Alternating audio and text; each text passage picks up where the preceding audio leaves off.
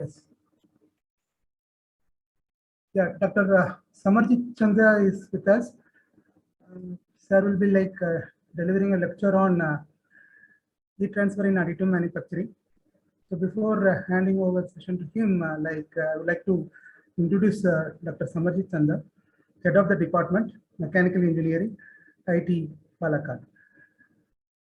Samarjeet Chandra obtained his BE from RV College of Engineering, Vishwaraya Technological University, Bangalore, and his MS and PhD from IIT Madras. He worked as an institute postdoctoral fellow at IIT Kanpur before joining IIT Palakkad as an assistant professor in 2018. His research primarily focuses on heat transfer and fluid flow in different systems. He is an active decade-long collaboration with ISRO and has been carrying out sponsored projects with them as well as SCRB. He has published research articles in reputed national and international journals and conferences. Currently, he is focusing into the heat transfer aspects of additive manufacturing process and will present a talk on this. Okay, I request Dr. Samarjeet Chandra, please address the participants on heat transfer in additive manufacturing. Yeah, over to Dr. Samarjeet Chandra.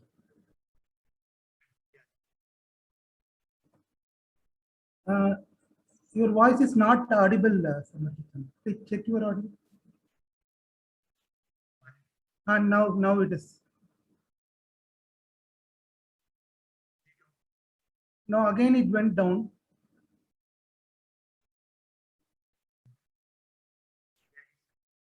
How about others? Are they able to hear Sir's voice? No, sir. No, sir. No. Yeah, let's give it. Yeah, Samarjeet, please check once.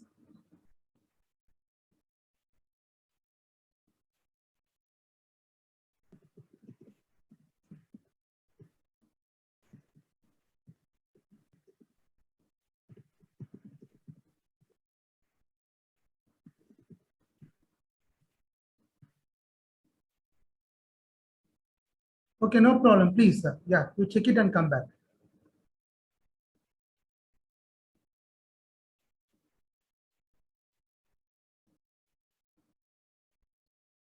Yeah, Dr. Samarjeet is started to record. Please, yeah. Okay, thank you.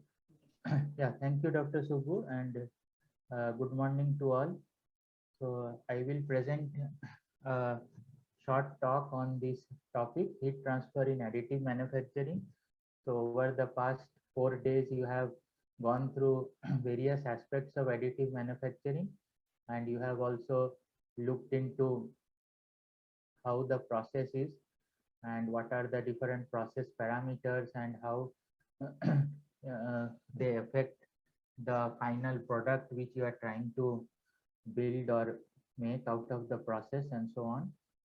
So now let us look into the thermal aspects, because primarily this process is a thermal process. So we will look into it. So I will introduce you to the thermal aspects of the additive manufacturing process, and why is heat transfer studies, why are they necessary, what is the need to look at them in additive manufacturing process. So, and then the overall process model, what are the general parameters which we encounter in the process, then how do we go about doing the thermal analysis and the fundamentals of thermal analysis. So mostly I will be talking about the governing differential equations and the boundary conditions, the thermophysical properties, and how you need to take care of them, how to implement them, and then finally how to solve them. So this will also constitute part of the thermal analysis and modeling part. And then I will walk you through a case study. So this is an in-house in our institute with our research group. We have performed certain analysis. So I will talk about that. So please feel free to stop me and ask me any questions if you have during the talk, or if you wish to ask them later also, that is also okay. I'm fine with both. So this is a brief overview of the additive manufacturing process. So I will not go into details of this because you know very well about this. And for the sake of completeness, I have put it as a part here. So you know that it is the process involves building of the material through a layer by layer addition of material and using the source of thermal energy. So since you see here, there is the thermal energy is present. So you understand that there will be a thermal interaction. Then you in the process you encounter heating, heat transfer, then melting, then cooling, which would lead to the solidification part and so on. So this all affects the material properties, dimensional accuracy, and the surface quality of the manufactured parts. Therefore, if you are able to either perform experiments or perform high fidelity simulations on which you have good confidence, you would be able to predict certain key performance indicators, which would help you to understand based on the thermal history the part is undergoing. You can correlate it to the microstructure, the mechanical properties, and the final dimensions. So this is the entire motivation of looking into the thermal aspects or the thermal history of of the process or the part as it is going through the process. So we can talk about certain key performance indicators. So these key performance indicators, if you look into this process model, the entire process model, so you have certain parameters or variables. So they are the process variables such as the laser power, laser spot diameter, whether there is an offset in the laser, then what is the scanner head speed, and the ultimately the layer thickness. So the thickness of each layer which you build on one above the another. So now if we look into this process very closely, we can see that the process involves supplying of a concentrated amount of concentrated energy onto a metal powder bed. So my entire explanation will be focused towards the selective laser melting process. You can correlate it to other processes which you are familiar in the domain of additive manufacturing. So the overall or the key process which I will keep in mind while talking is the SLM process. So you already know that the laser is focused on the powder bed, and then you will have a a concentrated amount of energy which is falling on the powder bed, and then it will melt it. Once there is a molten pool formed, so you can model the process by solving the fundamental equations of fluid mechanics or fluid dynamics to be more precise. So this would require you to use some of the computational fluid dynamics modeling. You you also couple that model with a thermal model because there is an energy transfer. So when we talk about a fluid dynamics model, we primarily focus onto the mass and the momentum conservation equations, because if you consider any kind of a flow, it can be either isothermal or non-isothermal, where that there is, in the case of a isothermal flow, we don't worry about the energy equation because there is no energy interaction between the fluid which is flowing and the solid surface. But here, in case of this particular process, you see that you have the substrate, you have the metal powder, and then you have the energy source, and then there are energy interactions between all of this and the surrounding environment or the inert gas environment through which is flooded into the process chamber. So all this will have effect. So therefore, you need to carefully consider each and every aspect and then go about to establish a process model. And then any kind of a process can be either we look at the steady state response of the process or we look at a transient response. So if we are looking at the steady state response, we are interested at when the process finishes or all the parameters with respect to which you are trying to look into, they become steady. Whereas on the other hand, you can also look into the transient evolution of temperature. So we call it as a transient, looking into the transient aspects of the process. Then there are different levels of key process indicators, the key performance indicators like the thermal history. So if you are manufacturing a part, you have already gone through various lectures on the previous days, and you know that in case of solidification of any molten material, like if it is a metal or an alloy and things like that, so you will have the microstructure growth depending on the thermal history, how it undergoes that solidification process. And then you are also looking into the characteristics of the melt pool. So how much movement of fluid is there in the melt pool, why that movement is happening, and how will it affect the final part which you are trying to make. This all will also affect the subsequent parameters in the process, such as the thermomechanical properties. So we have a thermomechanical model which is coupled to it, and the mechanical property estimation. Then you can also predict the residual stresses, distortions, etc., which are which the part undergoes. And you can perform a series of material testing experiments or analysis to find out the different kinds of material properties. Finally, all processes are finally aimed at producing some components in bulk.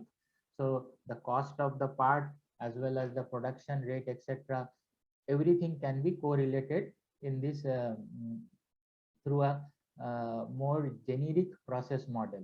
So here we will mainly focus into the first kind of a modeling process, and then we will try to see how the thermal history is evolving, and then we will relate it to the in the case study we will look into the residual stresses and how they are how you can couple a thermomechanical model and predict the residual stresses.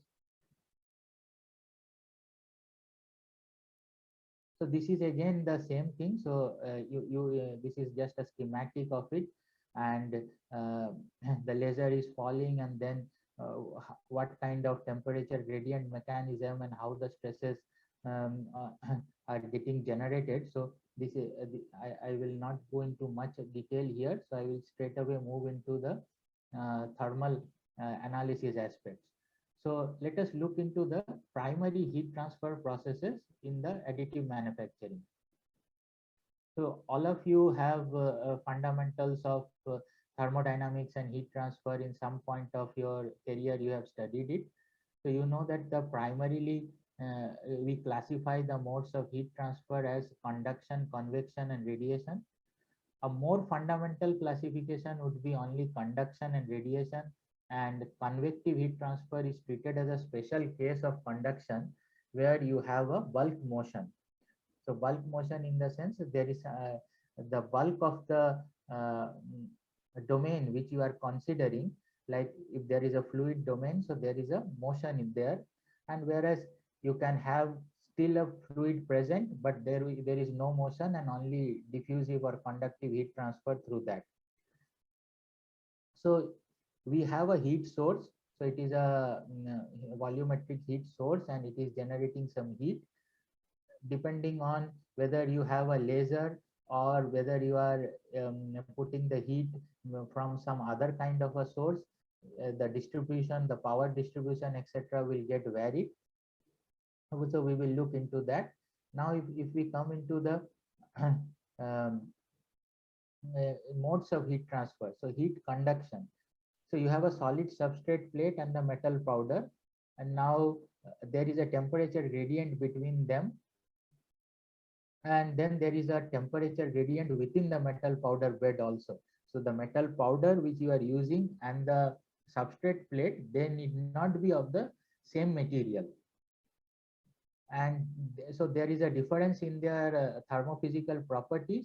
And then the powder which you are using, that is also not at a constant temperature, because your laser is focused on a particular region of your powder bed, and as the laser moves, your temperature distribution on the overall powder bed is also changing.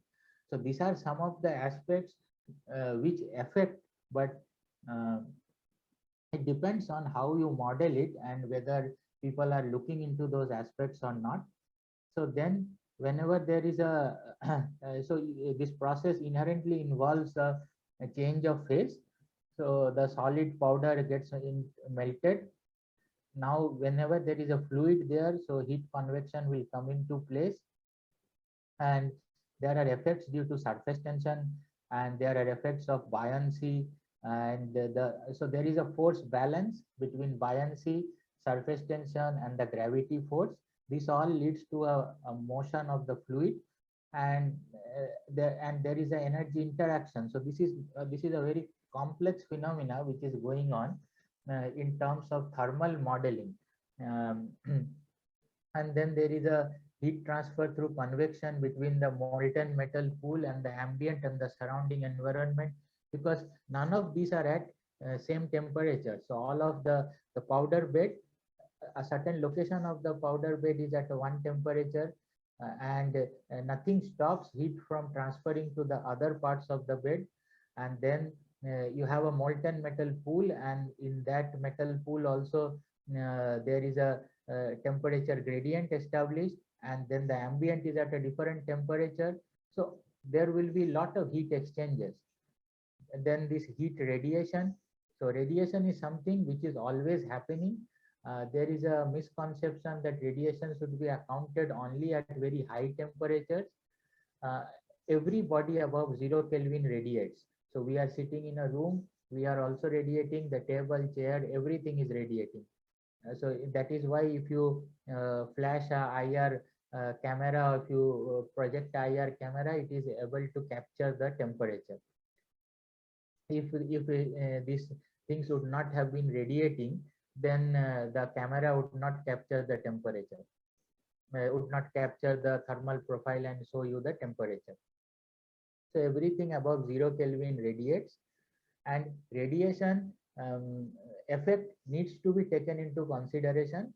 And since it is dependent on the fourth power of absolute temperature, so whenever you are more focused or into high temperature processes, obviously you should take radiation into account. You cannot neglect that. Then there is energy absorption and liberation. This is something which we need to consider, and we need to look into it very closely, because in the process there is a change of phase.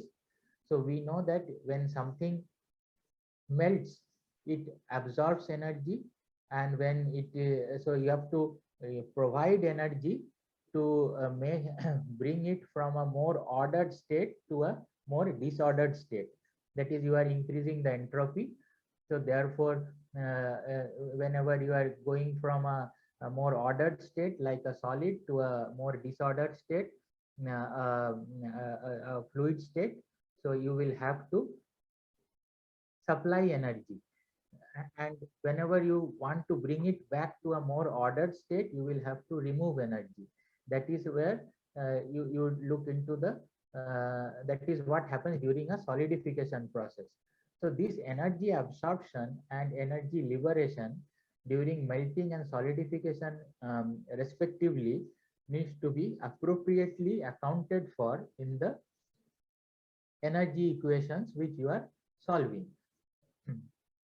So this gives you a brief introduction to what are the overall parameters or processes uh, uh, related to the heat transfer or the thermal processes which you need to account.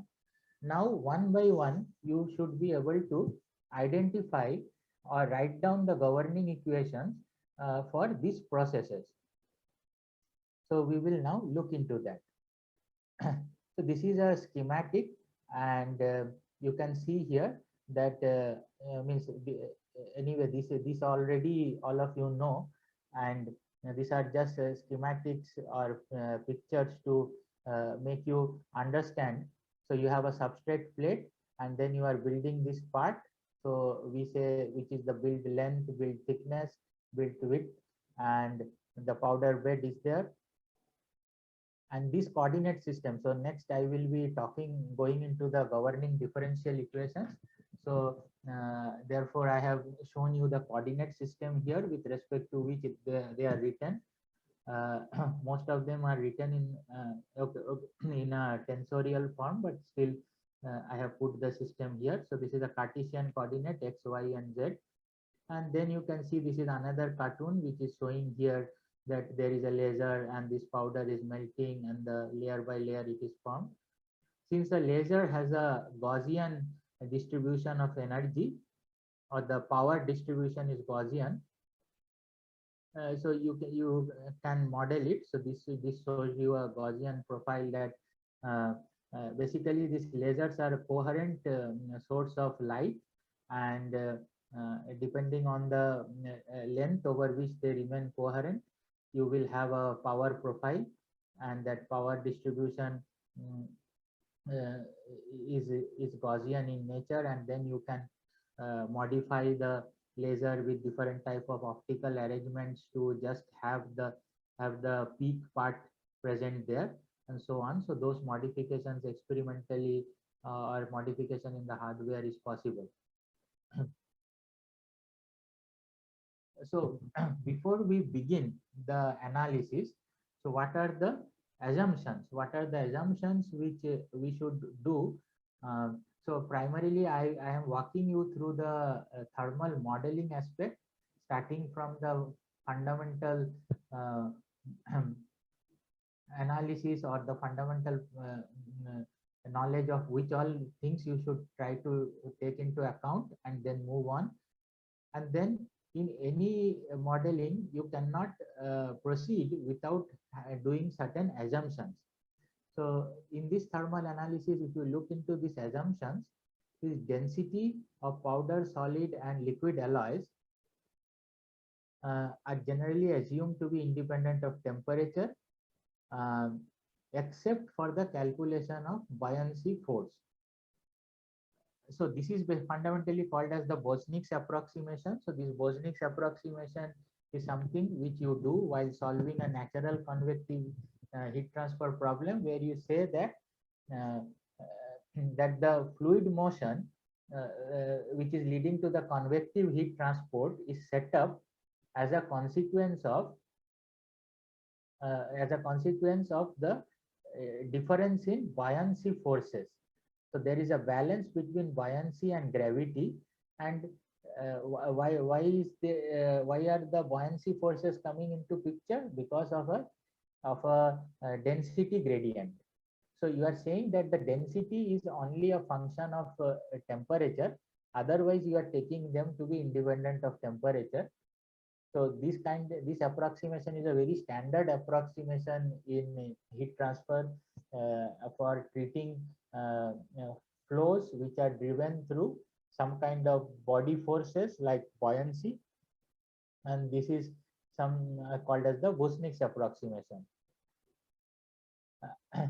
So we have not considering any kind of curvature in the growing layers, because if you consider that you are building a curved component or something like that, so in that case you will have to work with appropriate coordinate system. We are also considering that the flow setup in the molten pool, the metal flow is incompressible and Newtonian.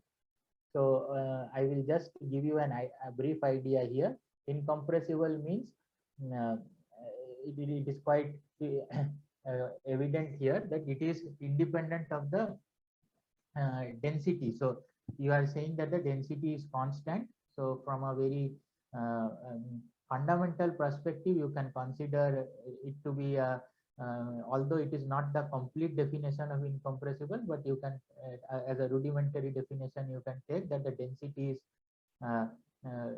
constant and there are no compressibility effects. So the fluid is not undergoing any compressibility effect. So the mass conservation equations or the mass conservation will be valid from one location to another location. Otherwise, the density changes has to be taken into care. If you are working with high-speed gas flows, so density change, mass conservation is still valid, but you have to take care of some things like you have to solve an additional equation called as the equation of state, which you have already studied in your fundamental physics, the gas law equation. So you have to take, but here it is not relevant. So we are considering it to be incompressible and Newtonian. Newtonian in the sense that the viscosity of the molten metal which we are concentrating, it is not a function of the strain rate. Strain rate, I am talking about the strain rate of the fluid. So there is a shear stress, which is whenever there is a fluid motion adjacent to a wall, there is a shear stress, and that will lead to a shear strain. And the strain rate, so it is independent of the strain rate. Viscosity is independent of strain rate, whereas in a non-Newtonian fluid, we consider viscosity to be a function of strain rate. This is the fundamental definition of Newtonian versus a non-Newtonian fundamental difference. So you can just think that you are considering the viscosity to be independent of strain rate and constant. You can still have the viscosity to be a function of temperature, and if you wish you can make it also as a function of pressure, but making it function of pressure may not be much relevant here, because the pressure would be not that much varying within the domain we are considering, but you can keep it to be a function of temperature. So viscosity function of temperature doesn't mean that it is a the fluid is not Newtonian. The fluid can be still Newtonian and the viscosity can still be a function of temperature. And then if we look into the turbulent flow, so we can consider turbulent effects in the molten pool, and whenever there is a turbulence setup, the main effect which we see is the enhancement in thermal conductivity or the viscosity, and that is due to the better mixing and transfer of both energy and momentum. So if you consider a turbulent flow in the molten pool, there are two ways to solve it. One way is that you use an additional turbulence equation if you are interested in seeing actually the turbulent characteristics there. Otherwise, you model it using an enhanced thermal conductivity and viscosity model, because even when we work with turbulent flows, we generally look into some extra viscosity terms called as the eddy viscosity and eddy thermal conductivity. So if you are not interested in taking all those into account, there are certain analytical or numerical models and correlations which have been proposed by various researchers, which just say that there is an enhancement. So you take that as an enhanced thermal conductivity and enhanced viscosity, and then you can say that although you are not solving the turbulent closure equations, you are still looking into the thermal conductivity, and you are still looking into the turbulent flow, accounting for it in some sense through some kind of a lumped model where you have considered enhanced values of thermal properties and thermofluid properties. We are also not considering that there is a mass loss here, because the composition and heat loss and vaporization. So all these things are, so it is the solid, and then you are considering it to be the liquid. Obviously, you will go through the solidus and the liquidus temperatures, but we are not considering that there is a vaporization. If you consider there is a vaporization, then you have to appropriately modify the mass conservation. Otherwise, your mass will not be conserved. So now we will move on to the governing equations. So this is a very standard governing equation. This is fundamentally the Navier-Stokes equation written in a tensorial notation, where x, this subscript I, so this is, I can vary I with respect to direction, so it can be x, y, and z, and instead of expanding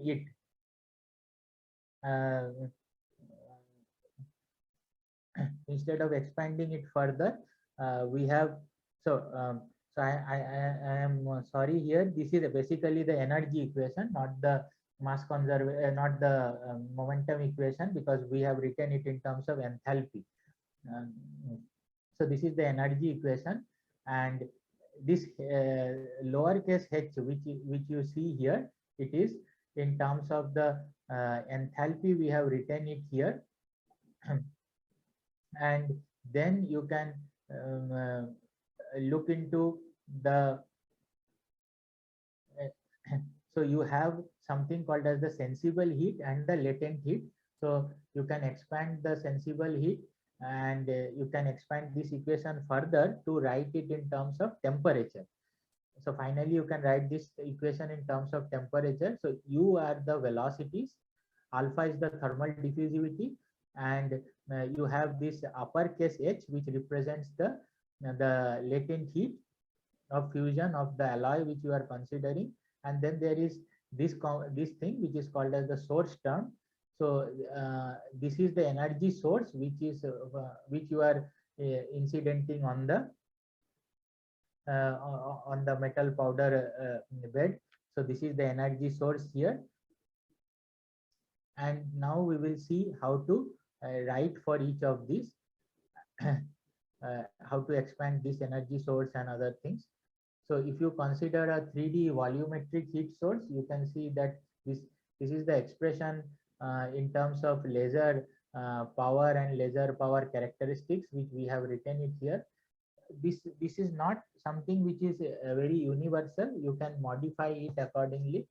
So the analysis which I am talking about is referred from this literature which is mentioned there in the slide. So you can, this is one of the ways to write down the source term, the volumetric source term. You have written it in this in this way, and you can, I have also explained here that this xb and yb, they represent the distance along x and y. So I am still referring to the this figure. So if you look here, you can write down the laser power because it has a Gaussian distribution. If you see here, then it can be written down in these terms with the appropriate coefficients and so on. So this is a very standard way to express it. Now let us look into the momentum conservation, because you have a molten pool of metal and velocities are set up inside the molten pool. So therefore you need to write down the momentum conservation. So when you look into the momentum conservation, again this is written in a the notation which I have used here is a tensor notation. You can write down all of these equations in x, y, and z. So they are the standard Navier-Stokes equation.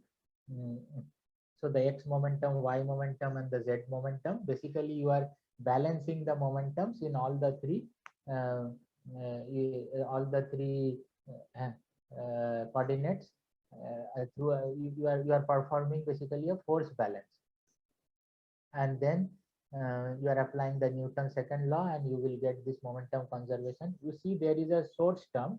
So all of these equations, they have one more here, the source term, and the source term is called as the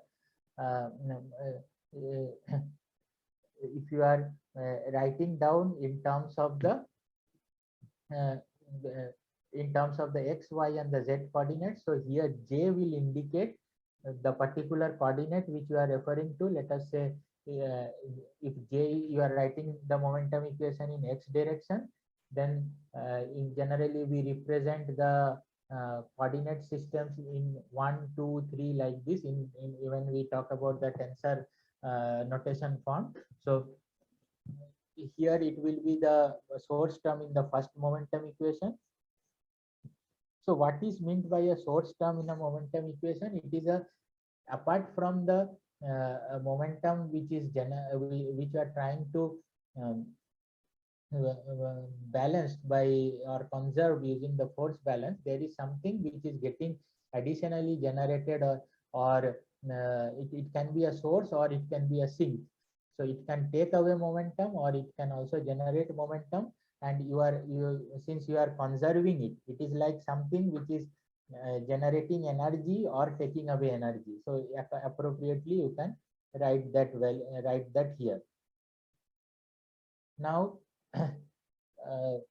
if you look into the points which I have mentioned here, so this spatial gradient of the pressure field, so this is basically there is a pressure difference, and due to which the flow is happening. And I told you that we are assuming density to be a function of temperature. So therefore there is a density gradient, and that density gradient can be related to the pressure difference, the pressure gradient, and you can use the Bosnick's approximation to write that. So therefore the spatial gradient of pressure field is which is responsible for the generation and the convective flow of a liquid metal inside this molten pool. Finally, you have to keep in mind that mass needs to be conserved. So we cannot create or destroy mass. So it needs to be conserved. So therefore, this is the means the continuity equation. So for a simplified form for an incompressible flow, so therefore you just write the mass conservation equation here. So so I will just try to briefly summarize the governing equations what we talked about here. So the first thing was we started with the energy equation, because this is a thermal process and there is an energy transfer, and the energy transfer we are modeling through the energy equation, and the energy equation has a source term. So we are modeling the source term from the laser source using the appropriate equation number 2. Then there is a flow because there is a metal pool, the molten metal pool which has got generated. So there is a flow established, and we are modeling the same using the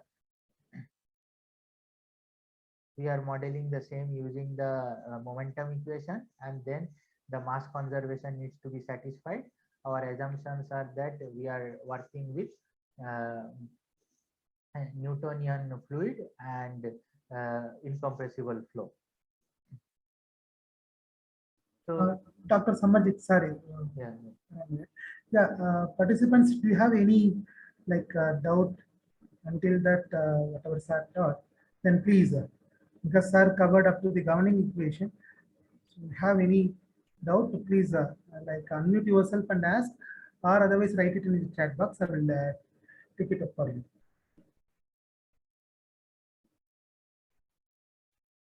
Yeah, I will pause for some time. Yeah, please. Yeah. Please.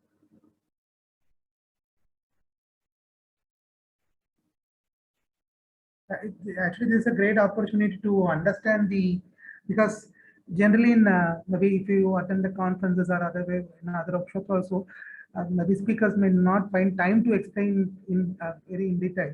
But whereas particularly sir is going very in depth, it's a great opportunity for us to maybe understand the physics of the process, like along with this analytical equation. So if you have any doubt until this common equation, please. Otherwise, we can continue the session. Yeah, so if there are any questions, you are please feel free to ask. Yeah. Okay, Dr. Samarjeet, no more questions. So please, yeah, you continue. Sorry for disturbing. Okay, no problem. Yeah, thank you. So I hope I am able to explain the thing. So if you have any doubts or questions, you can unmute yourself and ask at any point of time. Please feel free to stop me. So we have looked into the governing equations. Now you all know that this based on the structure of the equation, the nature of the equation which we talked about, all these are partial differential equations. Yeah, so before I move on to the boundary conditions, so these equations, to mathematically close them, you will have to use some kind of a boundary condition. So we will talk about the boundary conditions now. Before we move on to the boundary condition, we need to look into the terms, the source terms which we have written down in the equations, and how do we write them, and from where we will get them. So if you look into the momentum conservation equation, it consists of a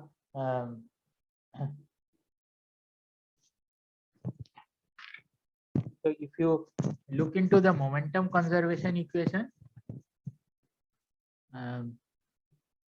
you have a source term here, and this source term can be written in this form: the pressure gradient and the buoyancy force.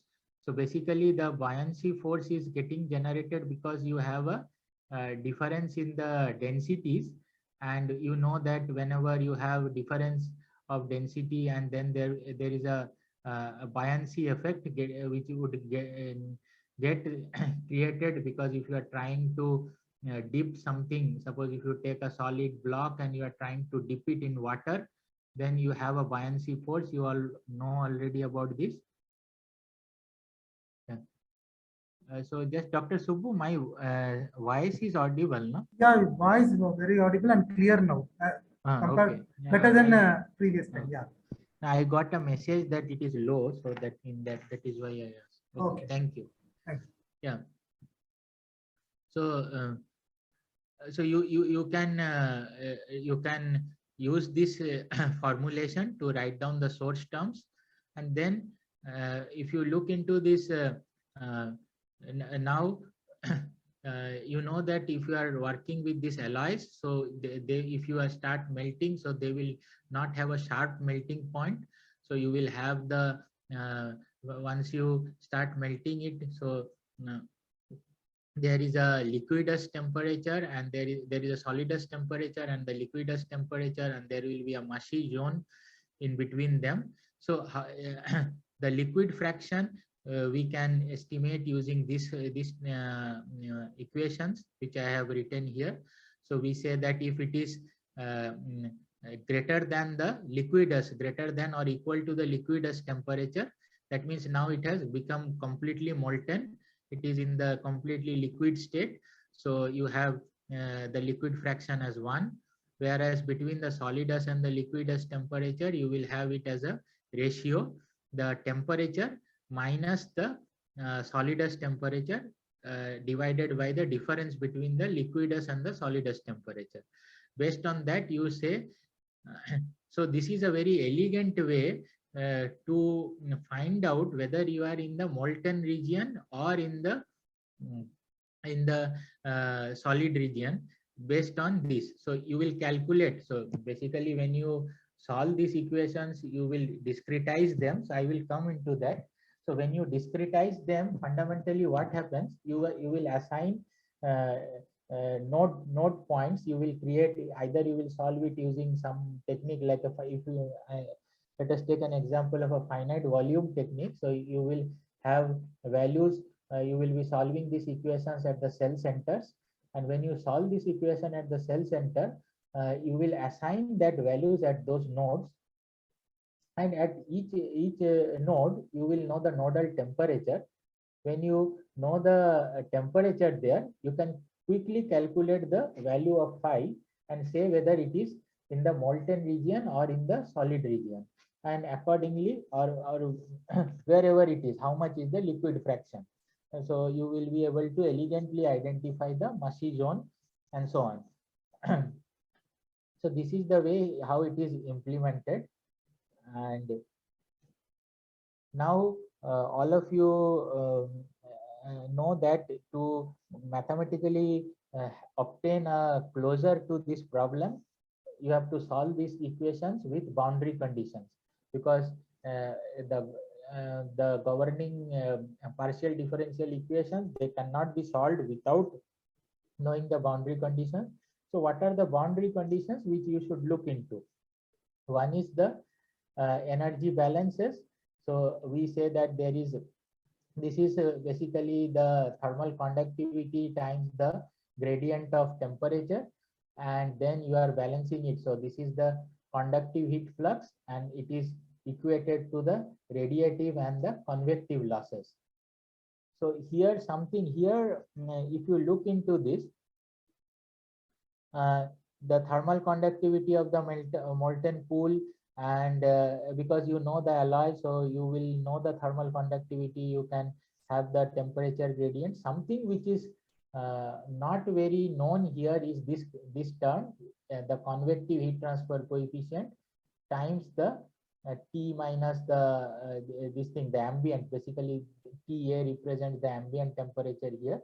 So the temperature and the ambient temperature will be known, or this temperature will be calculated, and the ambient temperature is known to you, but this convective heat transfer coefficient is always a always something which we all try to find out, all people working in heat transfer, fluid flow and so on. So there are always we struggle to find out convective heat transfer coefficients for different scenarios, and it is a function of several parameters. So mostly in this case, the first assumption which you can do is to treat it as a natural convection, but then you have a molten metal pool, which is where the flow is driven due to buoyancy forces. So it would be apt, or to be more precisely appropriate, to assume it to have a dependence, the convective heat transfer coefficient to have a dependence on the natural convection parameters, like which we talk about if you refer to the literature related to the Rayleigh number and so on. But since there is a molten metal, so you will also there is something called as the Prandtl number, which takes care of which material you are talking about. So therefore you will have to use an appropriate correlation to obtain this. This is something which is a bit challenging, and you will have to look into appropriately, otherwise you may not be able to predict the temperature distribution properly. And now something which is which comes into picture here and also creates some kind of a additional effect is called as this Marangoni forces. So you might have already heard about this term a lot of time, because this is a very widely referred term in the additive manufacturing modeling literature, where they talk about the Marangoni forces. So the Marangoni effect is basically caused due to the surface tension. So you know that you have an interface here of a solid and a fluid, and therefore there will be an effect of surface tension, and this surface tension will be a function of temperature, and there will be So this is when the surface tension becomes a function of temperature, and the temperature is not constant, obviously you will have a surface tension gradient. This is what leads to the Marangoni forces, and then you will have to write them appropriately in terms of the shear stresses, because this will lead to shear stresses, Marangoni shear stresses, because it is a force and it is acting tangential to the direction of the flow. So therefore it will shear the fluid. The fluid which I am referring to here is the molten metal, and since it will shear it, shear stresses will get generated, and they need to be accounted as a boundary condition. Therefore, I have written down the appropriate equations, and these are the shear stresses in the, although they need to be written down basically in terms of the two subscripts should be there, but this refers to that particular, the XX. So therefore, you have here the, sorry, the X, Y, and the other thing here you can also write accordingly. So you have we have written down in terms of the viscosity times the velocity gradient. So these appropriate coordinates you have to take, and then you have also written it down in terms of the variation of the surface tension with respect to temperature, and this Gx are the temperature gradient along the x and the y direction. So this will be basically, see, I said that there will be a gradient of surface tension because it is a function of temperature, and then you have this term. This term basically is again the gradient of temperature. So dt by, let us say that the particular direction, x direction. So this will be dt by dx, which will ultimately lead you to surface tension being a spatial function. So that is what is accounted through this equation. And appropriately, you have to find out the properties which you should be using here. And so now we look into the thermophysical properties. There has been a lot of research on obtaining the thermophysical properties of the powder beds and so on, which you are which you consider in this AM process. This is because the powder bed, generally what happens is it is not a, you know that it is not a solid material. It is you can consider it to be a porous structure. So in this case, the powder bed consists of both alloy powder particles, and then you have the shielding gas. So you know that this process you will have some inert gas there in the during the process when the process is happening. So this shielding gas will go into the interstitial or the interparticle spaces. Yeah, to be more appropriate, it is the interparticle spaces, and these particles are the powder particles.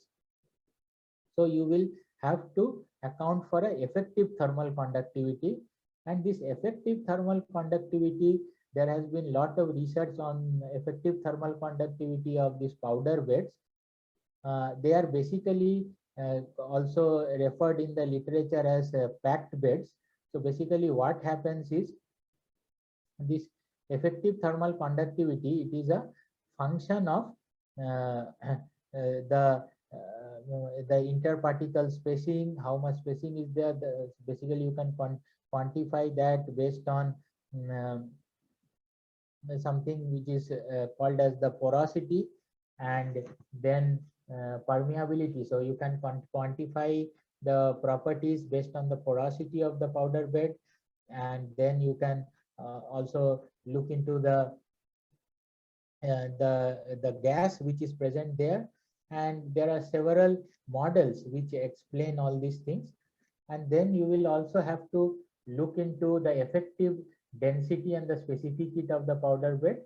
So based on some references, these are some basically some weighted averaging which I have shown here. So eta is some kind of a packing efficiency of the powder bed. So based on that, you have solid and you have gas. So you define eta appropriately, and based on that, you write down the effective you write down the effective density. And similarly, you can also write down the effective CP, and this effective CP that is the specific heat. So we are calling it here as the specific heat at constant pressure, and then it is also written in terms of the effective some kind of a weighted averaging. So this weighted averaging is done using a packing efficiency of the powder bed. And then you have this so here the subscript S and G, they refer to the solid and gas respectively. Now I have written down one of the models for effective thermal conductivity, which I have sourced from this particular literature. So it talks about this is just a sample model. This is nothing universal. You can have your own models. You can develop this model. This is a very active area of research. You can develop your own models by working with different kind of powder beds and come up with new correlations, and then you can publish it into the articles, and then the scientific community can use them for their analysis. So this is one of the expression, and here these all parameters L and eta, etc. So this all details you can refer to this the third reference which I have mentioned here. So they have given you all this. So I have just taken it and I have put it here to show that this is one of the sample thermal conductivity models which you can use. So now let us see that how do we model these equations and how do we model the entire process. We have looked into the governing equations, and we have also looked into the Dr. Samarjeet, yeah. So can you give a pause for some time so that if participants have any doubts, let them ask. Yeah, that's good. Yeah, because we are now planning to move on to the thermal analysis, correct? So better we can ask. Participants, do you have any question? Please pose a question, because we are now get into the thermal analysis of the AM part. If you have any doubt until now, whatever sir taught. Yeah. Pramod has one question. How is absorbability of the powder and solid incorporated in the model?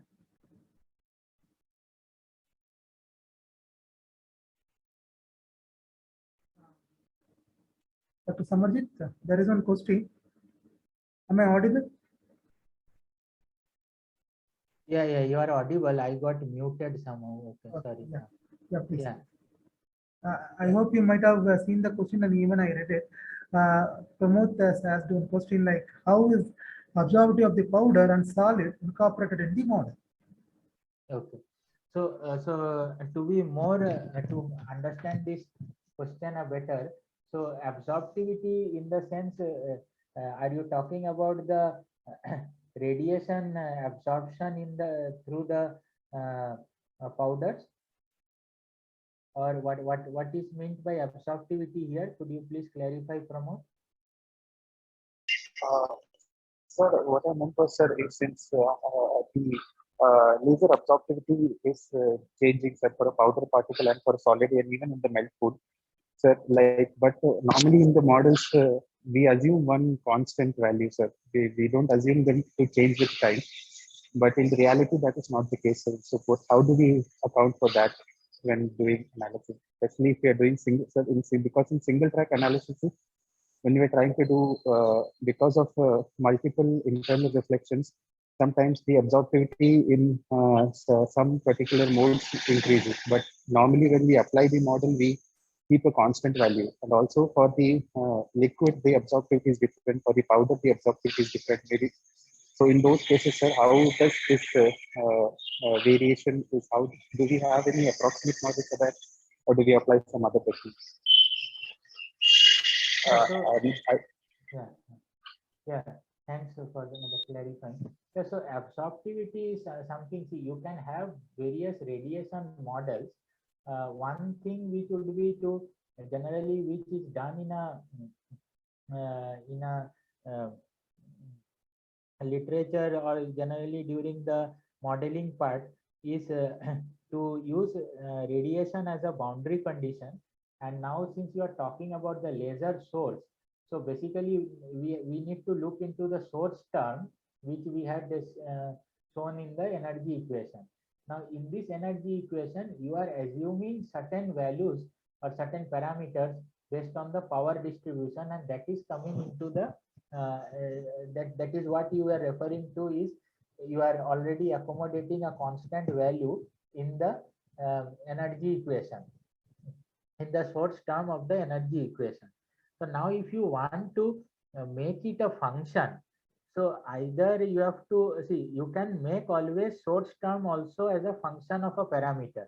So accordingly, if you want to say that my heat source, the source is varying from location to location, one way to do it will be to consider the variation of absorptance and then model it, incorporate it into the source term of the energy equation, and then make it as a spatial function. But since already the model is already complicated, so you will have to incorporate some additional modifications. Therefore, this is used as a simplified assumption here, and the variation of it is not taken into account. Where otherwise, since there is a one more thing which you can do here is, since there is a gas and then you have a but generally in case of participating radiation through participating media, we solve an additional equation, but that I have to slightly look into it whether that will be applicable here or not, because that is generally done when there is a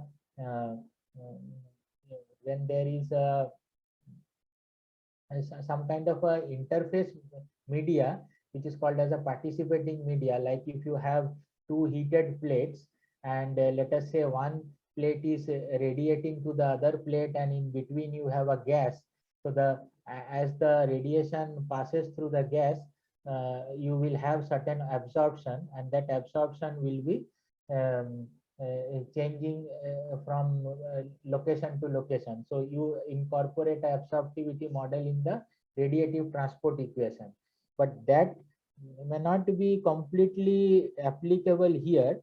The easier way to do it would be to incorporate the parameter in the source term itself. But yeah, please go ahead. Yeah. So because if you go for that case, I think our simulation becomes much more complex and time consuming. So is there any analytical approximation that people use? Because if you are trying to add in more in terms, that will again increase the computation time and the resources needed. Yeah, that is why we are doing certain assumptions. So one way is to, if you are trying to capture those effects, so now if you look into some engineering approximation, so how much effect will it lead if you neglect the absorption or the spatially varying absorptivity? Then is it leading to or is it hampering your results too much? If it is affecting your results too much, then you will have to do it in that way. Simple analytical way or something would be offhand I am not very sure. We have to look into it. You have to look into that, how you can incorporate that, because this is something which is not a very fundamental thing. It is some kind of a applied research kind of thing which you are looking into, that how do you account for. So as of now, offhand it may not be very, I am not aware of any other relations which can which you can directly incorporate there, but you can try some kind of a simple without solving the entire equations, means all the equations. You can set up a small separate simulation or analysis, and where you vary the absorptivity, but and you see what are the effects you want to take, and then you develop a model, and then you incorporate into the incorporate that model into the source term of the final energy equation when you are solving the actual AM process. So I think that can be one of the ways that you can create your own model. But if there are other models which are existing, then you will have to look into the literature. So I will also have to look into it. Okay, sir. Thank you. Thank you. Thank you. Okay, like we'll move on to one more question. Like, what are the basic ways to model LPBF if someone is new to the modeling? Yeah. So I guess LPBF means it refers to this laser powder bed fusion. Yes, correct. Okay. Yeah, so the basic ways to model it. Yeah. So what I explained is the fundamental way how you proceed through the governing equations. If you are looking into, if this question is aimed towards the fundamental tools or some computational tools, are you looking into that, or yeah, just a minute. Yeah, Rafiq, Mohammed Rafiq, can you unmute and ask your question? Yes, sir. Yes, sir. Actually, the both ways, like for numerical solutions and as well as for this computational solutions, sir. Softwares as well, sir. Okay. So then see, what I explained till now are the fundamental governing equations along with boundary conditions. Any software you take, which is available in the scientific community are using. So there are groups which develop their own codes. There are softwares like SimoFact. Then you can use ANSYS, FOMSOL, etc. So all of them solve these equations. Basic fundamental way to solve it is to not to take care of, if you are just starting to approach or learn modeling of this type of processes, you can just first begin with the diffusion equation and solve it using either your own code or using any kind of a software, and then slowly you can move into the domain of fluid flow, and then this change of phase, etc. You can add on to all those things. So if you are looking into computational tools, I guess there are quite a few available, but they are commercial in nature. So ANSYS and Abacus also you can have. So you can begin with something like a solid substrate, and then you put a heat source onto it, and then you try to move the heat source and see, without having any kind of a let us say melting or a molten pool getting generated. You can just take a plate, you can create a heat source, and you can write some kind of a function within the software and try to move the heat source from one place to another, and see that if it is moving, how is the temperature changing with time. So that is that once you get confidence with that exercise, then you can try to see that where the temperature. So still you can restrict yourself to the diffusion equation without any velocities and any other thing. Once you are confident with that, you can go into solving, adding the momentum equation and allowing the heat source to melt the material, then see the temperature, and then you can plot the where all the molten material is there, where it is solid, and so on, that you can try. Thank you, sir. As far as computational tools are considered, I think SimuFact, ANSYS, COMSOL, all this will give you this freedom to explore all these processes. Got it, sir. Thank you, Samarjeet. Yeah, please continue. Yeah. Yeah, so let us move on. Fundamentally, what we saw here was we saw the set of governing equations and boundary conditions. So already I answered this question. So next logical step would be to find ways to solve them. So there are two possible ways in which we solve any kind of any set of differential equations and boundary conditions once they are available to us. One way is to solve them analytically. Analytical solutions are closed form solutions. Once you see that they are valid and they are not violating any of the mathematical things, they are all okay, they are satisfying. Suppose once you arrive at a solution, you check whether it is satisfying the original equation or not, whether it is respecting the boundary conditions or not. Once you are okay with all this and you have done the math properly, so you can claim it to be a solution. But this kind of solutions are obtained with extensive assumptions. So you need to do a lot of assumptions to find out this kind of solutions, because there will be a lot of simplifying assumptions which you have to do. Like when we started the modeling discussion, there we had listed down a certain assumptions. Then one of you asked regarding the variation of absorptivity within the powder bed and how to incorporate all those.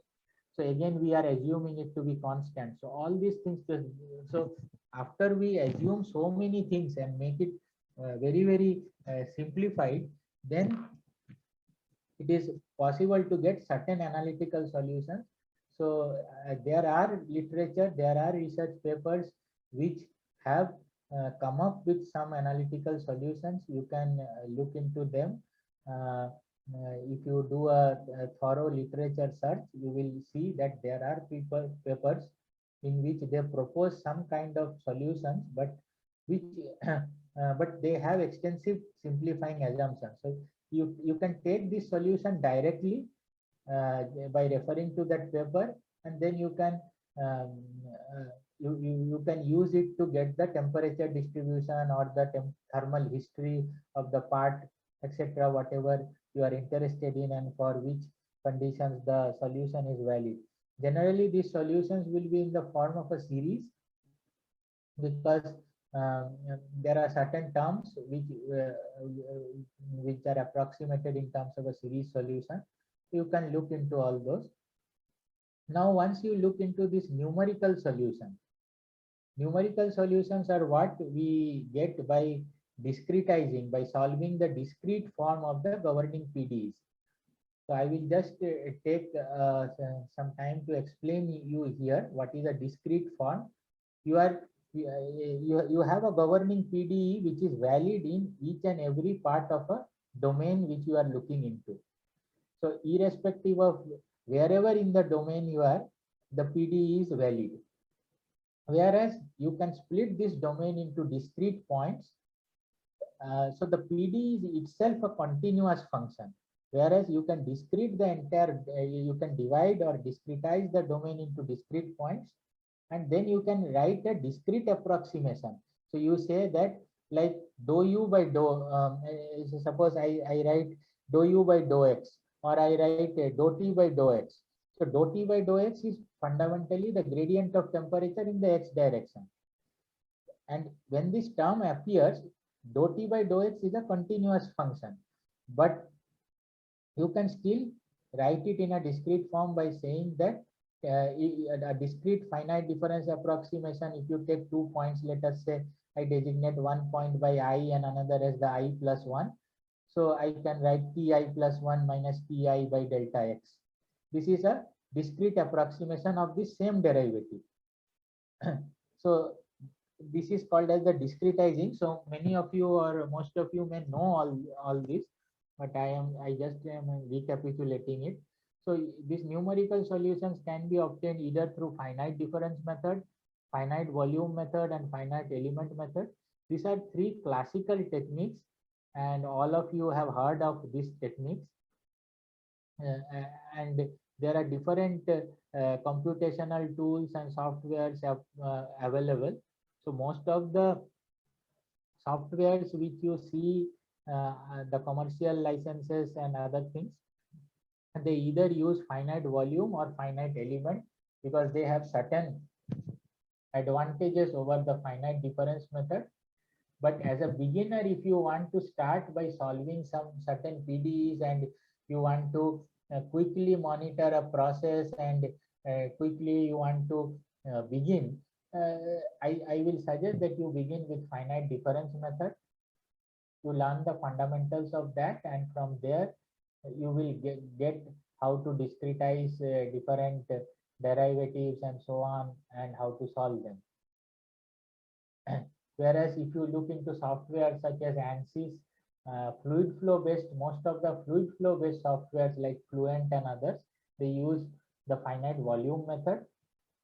Whereas other softwares like SimuFact, then you have ComSol and other things, they use the finite element method. Even Abacus uses finite element. So you can use any of these to work on the problem. So I have covered the fundamental part, so I will just walk you through a case study. So this was a preliminary case study which was done by our research group in collaboration with our student Sibin Tom and Dr. Subbu. And the aim of the study was to look into the effect of this laser scanning strategy on the residual stress in the SLM process. So these are some of the objectives. So I have borrowed it from the PPT of the student, Mr. Sibin. So basically the objectives are to develop a three-dimensional thermomechanical coupled model for the SLM process. So what we do here is to couple the thermal and the mechanical aspects, because our aim was to predict the residual stress distribution and how it is affected with the number of printed layers and so on, and see the effect of input parameters on the residual stress and mechanical properties in order to optimize the process design. So some factors like hatch distance, scan rotation angle, scan vector length, etc. were considered, and then we tried to see what are the effects. So this is the computational tool which was used for this is the SimuFact DED, and this is these are the some standard flow chart. So you have the model, then you have to, since we are solving, we are discretizing the equation and we are solving it. So you need to generate the mesh, and you will be solving at the nodal points. And then you have this process parameters. So you have that flexibility to vary those process parameters, and you will apply the boundary condition. Now, if you are trying to couple a thermal and a mechanical analysis, so this coupling is something which is important if you are looking into, if you want to obtain the residual stress profiles and so on.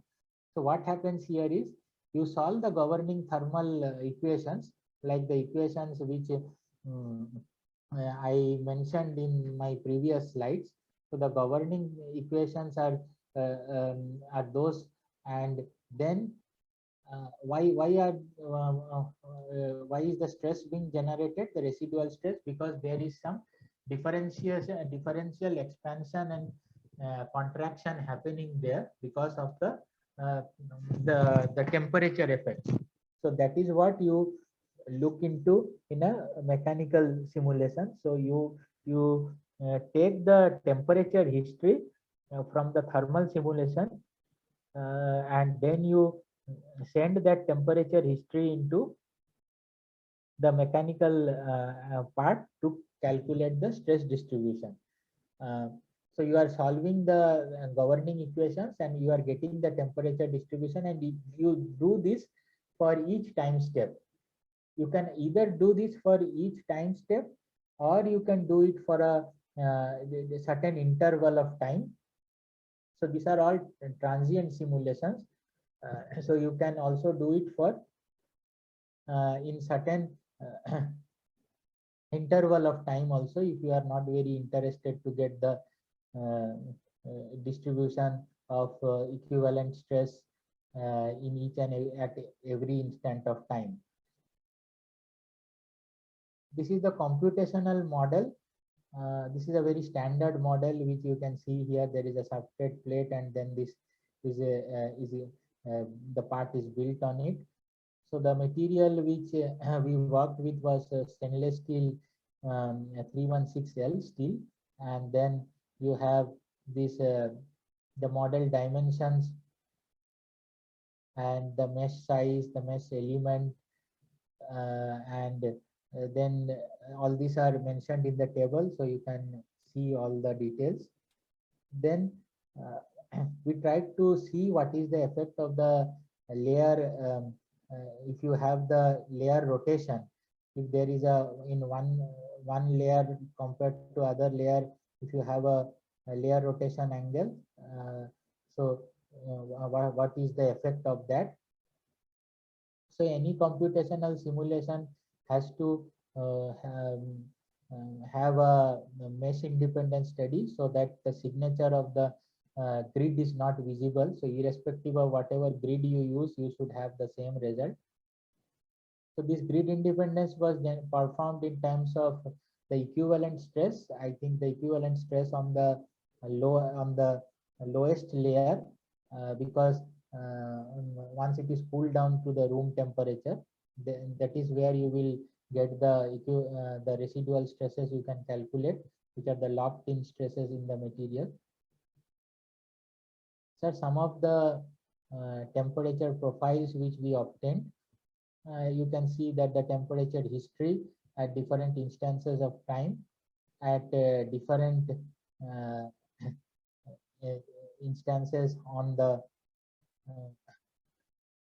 different instances of time. So you can see the comment here that there is a residual heat which exists in the previous track and the layers. And since this is extensively a thermal process, so once you move from one layer to another layer, whether that other layer has cooled down to room temperature or not, or at what temperature it is, how much energy is entrapped there, that all will affect your results. This is what we tried to see here, and how the location of temperature or the highest temperature which is obtained, and how how it is related to the equivalent stresses. So this is what we have seen here. These are some of the, again, the normal stresses and the residual stresses in the in different layers. So this was, if you move in the residual in the Z direction, then how the residual stresses change. If you look here, the normal stress and the equivalent stress. So the equivalent stress is something which we were more focused on. And then we tried to understand that how it is varying from one layer to another layer. These are also the thermal history. So if you look into the thermal history, how it is varying by considering certain points, and if you look into that, then how the thermal history varies. And this comparison which you see here, this is a very contrasting comparison, the first layer and the last layer. So you can see here that the first layer, which is just above the substrate plate, that has a considerably higher equivalent stress one after it has been cooled down to the room temperature as compared to the last layer, because the as you move above, you are going away from the substrate plate, and you have a restraining action of the substrate plate that leads to these higher stresses. So these are again further some kind of some plots, then the stress profile distribution. So we have seen how the stresses vary at the different layers. So some points have been taken in the first layer, fourth layer, eighth layer, and so on. So these multiple layers, once we keep on building one above the another, so how do we how things vary there? We have looked into all those things. These are certain experimental designs, so we are still working on this, and we could carry out some experiments, and then the other experiments also we are trying to do and trying to see whether how they match with our simulations. This is the setup. I think you have already seen the machine during the demonstration session. So we have this machine facility thanks to our institute. So we have it here. So we are trying to do some experiments. The next parameter the effect of which we tried to see was the hatch distance or the hatch spacing. And you can see that we have increased the hatch spacing from one to another, and then we looked into the temperature profile, and then these are some of the results or some of the inferences we obtained from the study, that what happens. So we are still looking closely into it to explain it from the fundamental point of view. So how the hatch distance they affect the residual stress, and how the equivalent stress is affected, and so on. So all this analysis, all this data was taken from this analysis, and we tried to look into all those things. Then we tried to look into the layer rotation, effect of layer rotation. So if one layer, if you deposit the material in one way, in the next layer, if you deposit it with a certain different way, with a certain rotation, some layer rotation angle, and so on. And see, all this is because of the interplay of the temperature effects caused due to the different way of movement of the heat source. So the fundamental thing which I am trying to bring out from all this discussion is there is a energy source which is moving and which is helping you to build the part, and there are certain fundamental processes like melting and solidification, which is something which is very fundamental. We have been seeing it from our childhood days, that is happening there. So you need to recognize, you need to take a cognizance of that, and then you need to understand that how this affects the entire process, and how improve your process by looking into the different parameters. So it is always not possible to undertake several experiments. You can always do whatever results I am showing here. We can always perform experiments to do all these things, and you need not go into the simulation or the modeling domain at all. But you can, but that will be lot more time intensive and cost intensive. But even before you operate your machine, through all this, you will be able to find out lot of insight into the process. These are also some standard results, that what happens to the temperature distribution if you have a layer rotation, 0 degree layer rotation, 30 degree and 90 degree, and how this temperature contours they change. So you can you can relate all this temperature distribution to the microstructure evolution.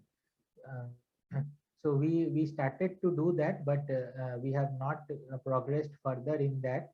But you can use this. So this is one of the ideas which you can borrow from here, and then you can go ahead and do that. Fundamentally, temperature is something which is affecting all of this. So if you know the distribution of temperature, you can then keep on going one by one, look into all the things. So this is what some other results are there. So I am just walking through all these results because these are what we obtained, and I'm not going into explaining each and every interpretation which we made out of this, but I'm just giving you a glimpse that what all you can obtain. So the effect of scan vector length, and then this thermal history at the center point. So all these things are there. So what is the effect of scan vector length? So you saw that scan vector length can be changed from, so we varied it from 6, 3 to 2. And then we saw that what is the effect of the equivalent stresses, the residual stresses once it is brought down to the room temperature, and what is so what is the optimum parameter which or the what is the optimum scan vector length. And so all these simulations were done for a particular material, and we could predict some optimum parameters with which you can work on that material. But to generalize these results, you need to go more into in depth, so you can come up with some kind of non-dimensional parameters with respect to these thermophysical properties of the materials, vary them, and then you can create a design of experiments for your running the simulations, and then you would be able to come up with more generic results. So fundamentally, we concluded by saying that we could develop a 3D thermomechanical coupled model and then analyze the effect of temperature and stress distribution in this SLM process. And we studied the effect of scan vector length, rotation angle, H space, etc. Optimum values of certain parameters so that we minimize the residual stresses and so on. We were able to predict. This was a study preliminary in nature. We are still working on it to improve the study and then and get more insight into the process. There are some things which can be done. So you can vary the parameters. You can talk about the rescanning, remelting strategy. Then you can. We didn't look into much into the melt pool characteristics and so on, and how it is affected, because we were more we were trying to look into the thermal history, and then we were looking at bringing it back to the room temperature and then seeing that what are the stresses there. And you can always work with high performance computing systems to do all these kind of simulations, because these are extremely computationally costly and computationally intensive simulations. They require a lot of time to run, and these are all iterative techniques. So they take time, but still it is less expensive than performing experiments directly. But experiments, nothing can replace experiments. So once you get a fair idea of the process through your simulations, you can always walk into confidently to the machine, and then you set the parameters, do the experiments, take it, go to the other equipments, do the testing, characterization, and so on. And then you will have a good confidence on the work. These are some of the references which we referred for doing this particular work. So with this, I will close my talk. So I wanted to fundamentally focus on the way we do the modeling aspect. and the other part was the case study. So this was done using a commercial code that is using the Simofax. We also are looking into developing some kind of in-house codes for this kind of simulations. And the overall idea with which I wanted to profess, or which you can take home, is the entire process is a thermal process. The only parameter critical thing which if you can find out the temperature history, you will be able to correlate many other things to it. So so if you approach the problem like this, you would be able to come up with many ways to make better components through the same process. So I hope this single idea, you can have this as your take-home idea, and then you can work on it. Yeah. So thank you for patiently listening to the talk. And if you have any questions, you can ask. And over to you, Dr. Subbu. Thank you, Dr. Samarjeet. Thank you for a very insightful talk on heat transfer in additive manufacturing process, because this additive manufacturing started to gain more important day by day. Especially this physics of this process is like really very complex. So people are started to work on seriously mimic the welding as it is. So if you know the welding process very well, obviously you can do. But it's apart from that, there are many more physics should be added to that. So you started from very basics and then gave very insightful talk. So I think it is very beneficial for all the participants who are students or who are working as a faculty. Okay, so as Dr. Samarjeet said, we'll start from the basics of the thing. Okay, slowly then increase the complexity of your model. So what happens initially itself, you try to consider all the physical maybe thing. Then what happens that you may not end up the proper thing. So better start from the basic, slowly add on the physics to that, and then try to ensure in each and every step that you are reaching this certain level. Are you doing correctly? Then you move on. Okay, but again, if you ask finally you're able to make a perfect model, yeah, it is very difficult. Again, there is a physics which may not aware about that. But as much as possible, we'll try to near predict to the reality. That is a thing we have to do in analytical. Analytical is not only predicting that, it may make us to understand the process very well. Because when you do experiment, people are concentrating more on process parameter and seeing the effect of input parameter on the output process parameters. But apart from that, if you understand the physics of the process, obviously it will give better understanding about the process. You can improve the process further. Okay, yeah. With this short closure thing, I request the participants to pose the question if they have any, or if they want, please write it in the chat box also. Yeah, so your participants, please.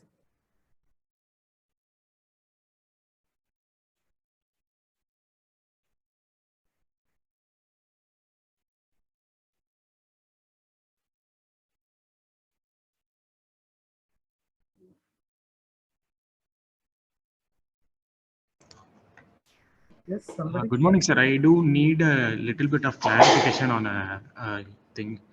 Yeah, please. So it is about the emissivity of metals. Actually, I'm using a thermal infrared camera to measure the temperature.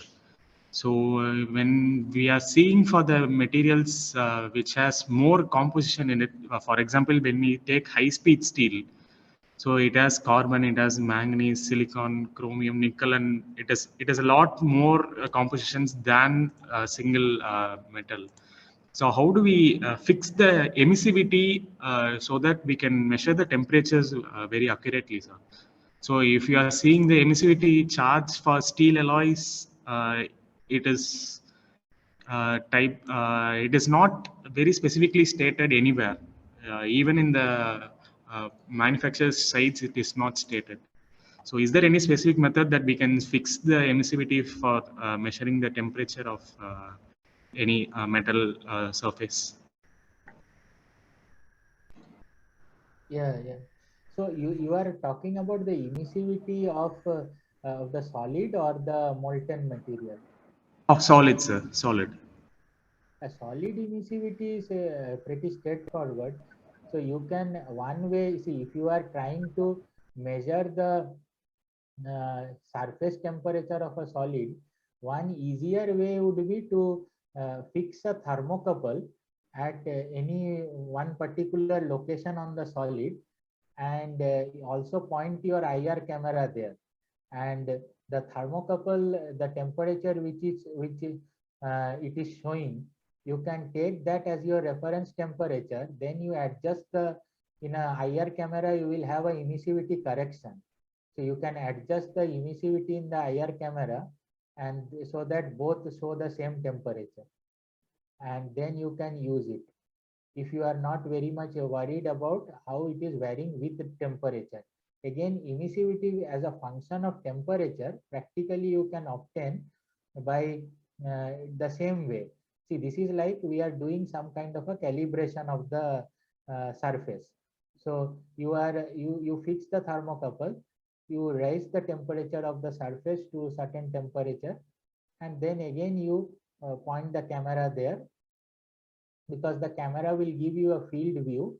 So you take that particular pixel which is where the thermocouple is sitting, and you try to match the temperature. So that is something which practically you can directly obtain. So you need not look into any chart or anything. By this you will be able to obtain the emissivity of that surface.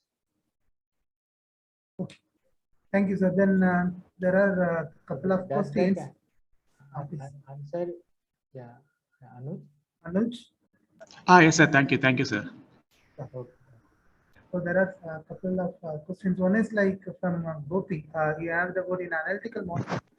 Is it correct procedure to account for latent heat in the conduction-based models by considering the del T of phase change? Considering the delta T of phase change. That means you are considering the latent heat and the delta T. Yes, sir. Yes, sir. Yeah. So actually, my question is, sir, I'm working with a conduction-based model. So now I'm trying to include my latent phase change phenomena also in my model. So yes, sir. So obviously we need to go for enthalpy equation and other things. But my question is, without going for, without solving any equation, can we have a relation for delta T, and then can we include that in our conduction model? See, that is not completely correct, or means we cannot say that it is incorrect also. So you can get an approximate value, but the temperature predictions will not be that accurate, because you are not considering the movement of the fluid. So you are taking care of, see, you are dumping the entire energy liberation or absorption to a source term in the energy equation. And you are taking it that, okay, this latent heat multiplied by the delta T, so it is basically acting as an energy source or sink, whatever it is. That will give you an approximate temperature, and it is a first order approximation, is pretty good. But if you want to get a more realistic values, you will have to move into by considering the convective flows. Because when the convective flow is set up in the molten metal pool, it will lead to additional energy interaction that you cannot capture in a diffusive model or in a conduction model. So that part will be still missed. But in a convective model also, which I described, you have a source term in the energy equation, and then the latent heat appears there. So that you will still be capturing even if you don't solve the convective flow equations. But the heat transfer coefficient or the additional temperature or the additional energy which has, because when there is a velocity, you know that the energy interaction, the energy taken away will be different. And the movement of energy or the distribution of temperature will be different. So that you won't be able to capture. Otherwise, I think you should get a good first approximate results. Yes, sir. Yes, sir. I got it. Yes, sir. Thank you, sir. Okay. Thank you. I can Hello? see another question here. Yes, Shall I yes, sir. take it up? Please. The I will size read of it once so that like other participants okay. also may listen. That's why. Is the size of the powder and packing efficiency considered while calculating temperature dependent thermophysical properties? Yeah, Sir, you so, mute. So is the size of the powder and packing efficiency. So if those are parameters in the model for calculating the effective thermal conductivity, then they are considered. See, I showed you one particular model. In that particular model, you saw that there are a lot of parameters with which the effective conductivity is thermal conductivity is related. Now, if you see in the equation that your effective conductivity, thermal conductivity is written as a function of temperature, and then those parameters which are showing you the effect of packing fraction and other things are also present, then your model considers that. Otherwise, if I just take a lookup table and I say that, okay, thermal conductivity of steel 316L is this much, and it varies with temperature. So I will also assume the same for the powder bed, irrespective of whatever powder bed it is, then you are not considering it. Because a solid and a powder bed is completely different. So you will have to consider. So just by considering the variation of thermal conductivity of a solid as a function of temperature, you are not taking care of the powder and the packing efficiency and so on. If the model incorporates them as a parameter as well, you are taking care of it. I hope I could answer your question. Okay, I mentioned that. Okay, sir. Yeah, thank you. Any other questions from the participants?